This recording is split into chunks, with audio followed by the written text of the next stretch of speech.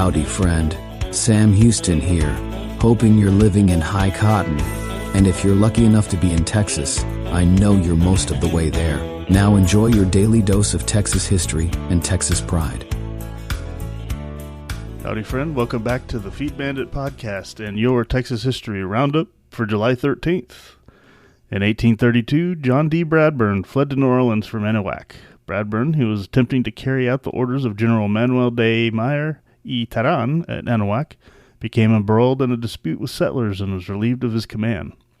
The Anahuac disturbances had occurred about a month earlier. Bradburn later went to Matamoros, where he was involved in the political turbulence of Mexico until his death in 1842. In 1859, Juan N. Cortina witnessed Marshal Robert Shears assault one of Cortina's men during an arrest in Brownsville, and he shot and killed Shears. This was a turning point in the colorful career of Cortina, whose family owned a large land grant that surrounded Brownsville. After the war between the United States and Mexico, in which he fought for Mexico, Cortina became embroiled in protests over land expropriations from Mexican Texans. After fleeing a posse, Cortina returned on September 28, 1861, and occupied Brownsville, killing 5 locals. He issued proclamations asserting Mexican-American rights and demanding the punishment of those who violated those rights. In December, Major Samuel L. Heinzelman, with 165 U.S. troops and 120 Texas Rangers, marched against Cortina, who had become known as the Robin Hood of the border.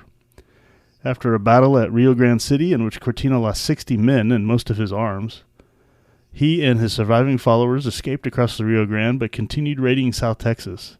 Cortina was finally arrested in 1875 by Mexican authorities and removed to Mexico City, where he died in 1894. In 1903, a proclamation was issued from the steps of the state capitol offering a $50,000 prize for discovery of a way to rid Texas of the boll weevil. The weevil had arrived from Veracruz around 1880 and by 1903 was affecting crops in the eastern half of the state.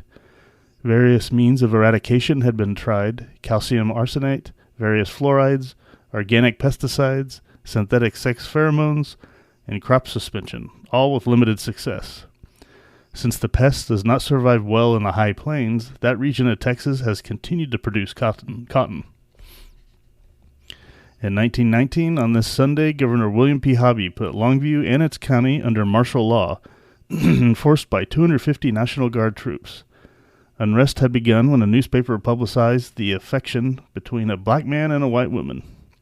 2 blacks had been killed, a white person beaten, and several black buildings torched. 21 blacks and 9 whites were arrested, but none were ever tried.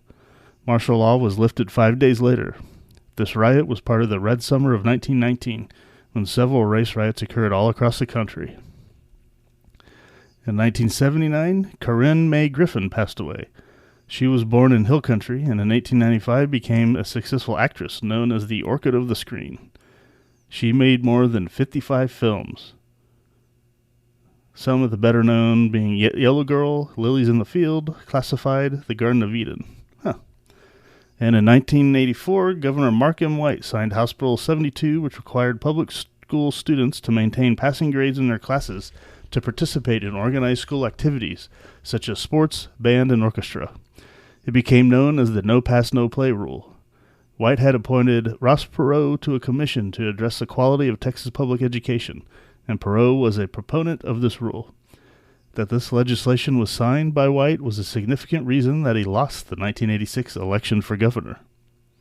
I guess we fellow Texans don't care so much about education. We care more about sports. Well, that kind of tracks. All right. Well, that, my friend, was your Texas History Roundup for July 13th. Thank you so much for listening, and we'll catch you back here tomorrow on the next one. You take care. Well, there you have it. If you like our podcast, check us out at feedbandit.com. There you'll find awesome Texas First outdoors gear and apparel. Your purchase helps support the Bandits and keeps this podcast on the air, fighting for you and for Texas. Remember, preserve the tradition, protect the legacy. Until next time.